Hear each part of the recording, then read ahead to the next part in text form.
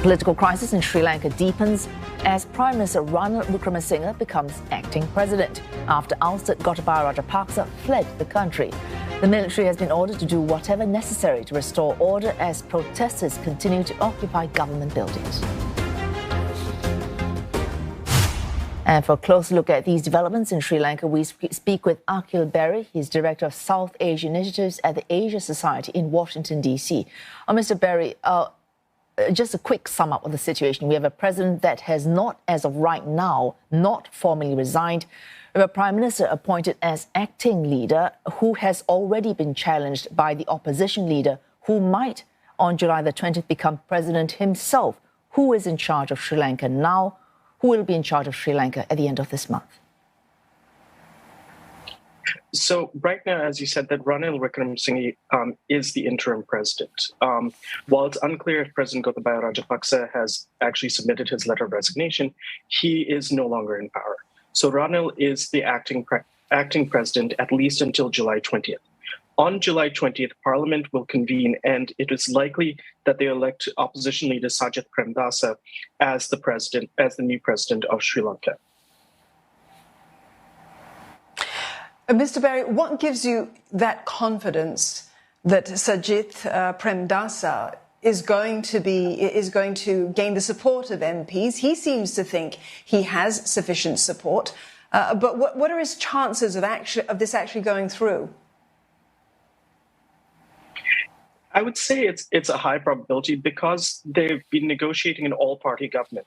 So what it seems like is that he will take over as the presidency, and one member of the Sri Lanka Podujana party, President Gotabaya Rajapaksa's party, will take over as prime minister. So that they're trying to send the signal of a unity government right now.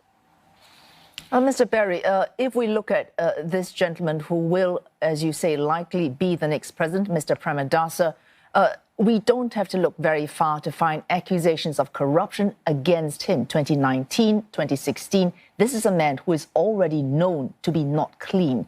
And the problem that the protesters have with the Rajapaksas is they have been very corrupt. Now, you bring in a new leader who in a very short while will have protesters demanding that he also resign. This is no way to achieve stability in Sri Lanka, is it? Exactly. And it's worth remembering that in 2019, when Sajith was the opposition's candidate for president, he lost to Gotabaya Rajapaksa by 10 percentage points. And even in the 2020 parliamentary elections, his party, the SJB, did not perform particularly well.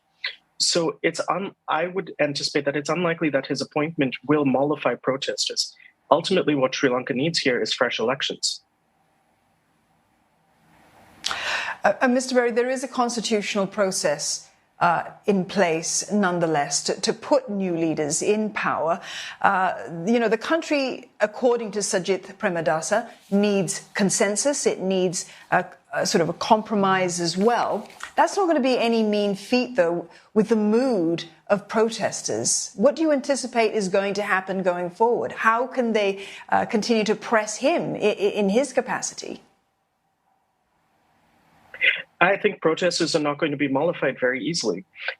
As you mentioned, he has corruption charges against him, and also he is not a very popular politician to begin with. So trying to unify the country, I still believe that fresh elections are what is needed, especially as negotiations with the IMF are ongoing, because the IMF is going to look for political commitments, and it's unclear that whoever is appointed as the next president will have that ability to forge a political consensus to implement the necessary reforms to unlock the additional financing from the IMF as well as from bilateral and multilateral donors.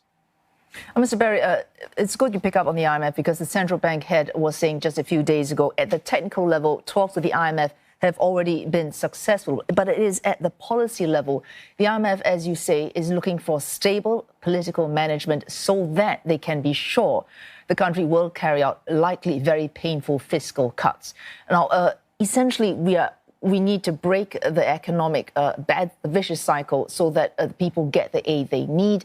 But in order to get that, the country needs to get a stable political system in place so that they can execute on these economic instructions from the IMF. Is there, from your point of view, any kind of interim authority that will have the credibility and the legitimacy to both tackle economic issues and also answer to the IMF?